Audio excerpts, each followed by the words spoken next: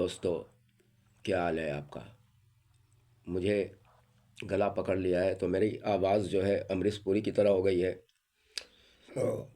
और तो मेरे लुक में आपको लगेगा कि अलग अलग तस्वीर लगेगा। तो मेरा ऐसा ही है शुरू से, कभी बुढ़ा कभी जवान कभी बच्चा, ऐसा ही लगता हूँ। देख ले।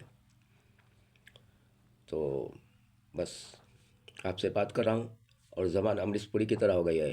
अयो, यहाँ तो सब दिल जले हैं रे, जश्न की तैयारी करो।